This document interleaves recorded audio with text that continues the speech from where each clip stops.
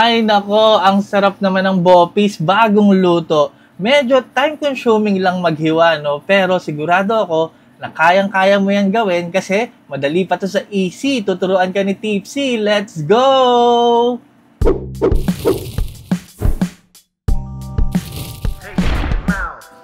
Yo, welcome to Pimp Your Food. Medyo sinipag magluto ang inyong lingkod. Tara, luto tayo ng bopis. Ito ang aking cravings. Meron ako dito dalawang bit-bit ng bopis set. Halo-halo na yan. Alam na yan ng nagtitinda. Sabihin nyo lang pang bopis. Papakuluan lang natin yan sa luya, konting asin at konting suka. Syempre sa tubig, no?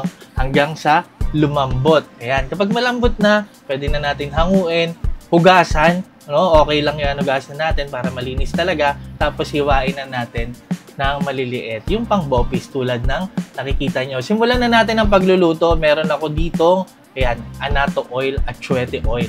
Diyan tayo magigisa. At makikita nyo medyo marami yung ating mantika kasi gusto ko sa bopis yung napiprito o yung pumupulutok. No? Ayan. Gisa lang natin ang ating bawang. Sunod natin ang ating sibuyas hanggang sa lumambot. Malaki ang aking lutuan na yan.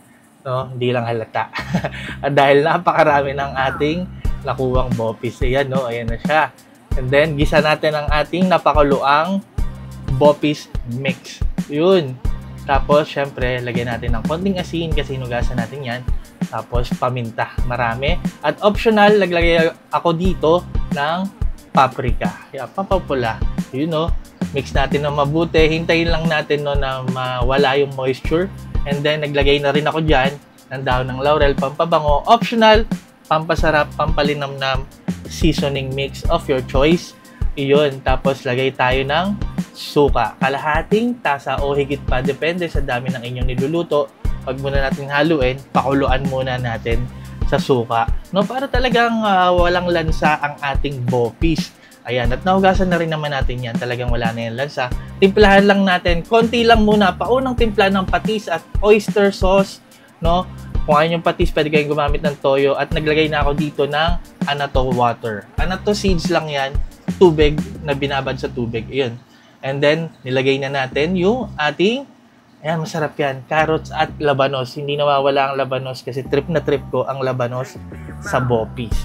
Ayan. Tuloy lang natin sa pagluto hanggang sa mapansin nyo natutuyo na, napiprito na yung bopis. Pero syempre, tikman natin. No? Yan ang sinasabi ko. Saka pa lang tayo magtitimpla. Para mas maganda na yung kulang sa timpla, no? Para madaling habulin. Ayan, tuloy tayo sa pagluto. Papapulutukin natin yan. Ayan, no? Nakita nyo, nagmamantika na, napiprito na yung bopis, tuyo na. Ayan, at malambot na yan. So, mabilis na lang din yan. Lagay na natin ang ating bell peppers at konting sili para sa anghang, siling berde. Ayan, haluin na lang natin. Tapos na tayo. Depende na lang kung gaano nyo gusto maprito. Akin, okay na yan. And now, look at that. Sabi ko naman sa inyo, di ba? Easy lutuin. Di ba? Yan, no, talagang time-consuming lang maghiwa. Pero may iba pa naman paraan, yung iba pinapagiling yan bago pakuluan. Pwede nyo yun gawin, mas pino ang kalalabasan. Pero sana try nyo tong bopis. Grabe, Pinoy classic, napakasarap. Maraming salamat sa inyong panonood, pagtangkilik, pagsuporta at pagsubaybay. Ako po si Tipsy D. God bless sa inyong lahat. Peace!